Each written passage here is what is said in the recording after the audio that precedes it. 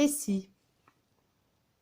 Et si tout était imbriqué, ordonné, cohérent, avec le passé d'ici, bien sûr, mais plutôt avec le passé d'un autre temps, d'une autre vie?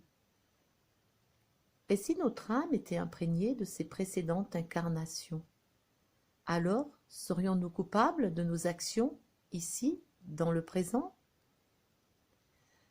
Nos actions, quelles que soient leurs origines générées par la peur vécue dans un scénario antérieur à ce jour, ou par l'apprentissage d'une discipline sportive, intellectuelle ou sacrée, en sont aujourd'hui la projection différée.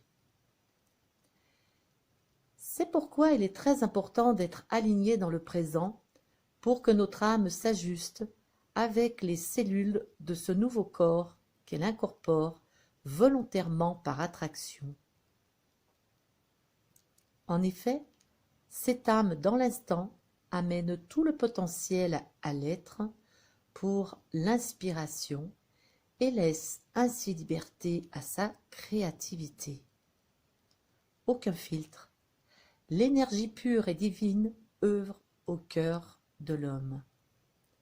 C'est une énergie puissante mise à disposition de tout être humain se laissant porter par son âme d'enfant, l'amour inconditionnel. Le mot amour en numérologie donne le nombre 5 par le 23. Il correspond aux 5 sens, il est l'impulsion à l'ouverture de tous les possibles. Il est connecté aux puissances célestes. Le 5 embarque la conscience vers la non-conscience terrestre, la supraconscience. Toutes nos actions et pensées depuis la nuit des temps sont stockées dans l'univers, qu'elles soient positives ou négatives. Selon notre état vibratoire, le fil conducteur invisible puise dans la matière ce qui lui correspond, soit un égrégore qui emmène l'être humain à des actes insensés, soit un amour inconditionnel laissé par la prière, le don de soi, la vocation. Tout être œuvre à grande ou petite échelle. Même le plus rebutant par ses actes a certainement œuvré sans le savoir pour le bien de l'humanité. À quel moment est-il impacté par des énergies destructrices? Quelle énergie du bas astral l'âme ingurgite pour occuper à ce moment-là tout l'esprit? Comment peut-il retrouver le Saint-Esprit qui vivra en lui, caché au plus profond de son cœur? Il attend la révélation, la bouée, le sauveur. Comment réinitialiser la puce du disque dur? Reset. Ce mot donne le nombre 5 par le 23. Le 20 correspond à l'écoute. J'écoute ma petite voix. J'accepte l'amour comme guérisseur. Et le 3 dit, je crée dans la joie comme un enfant. Alors oui, tout est possible. Oui, nous pouvons changer. Il suffit de prendre le temps, d'oser rester dans le silence, d'écouter l'invisible, pour enfin se connecter à ton cœur.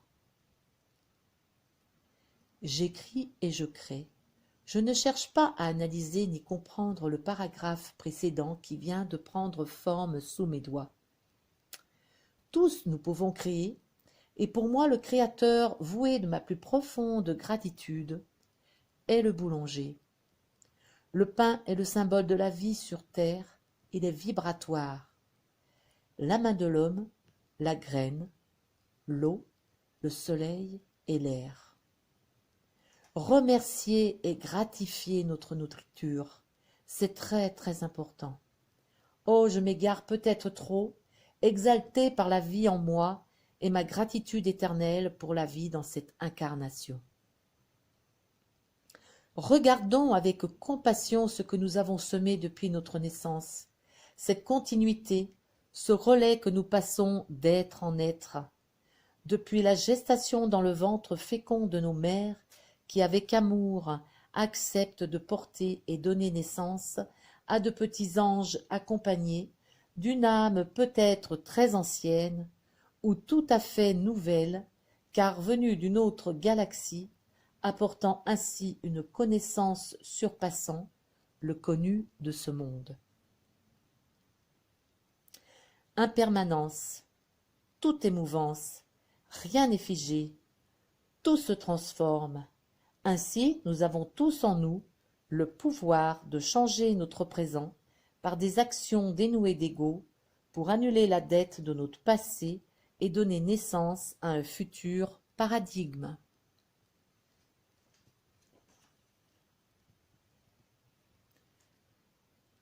J'espère que mon texte vous plaira. Il m'a été inspiré cette semaine et je souhaite vous en faire profiter. Bonne soirée à tous. Micheline, Michelina.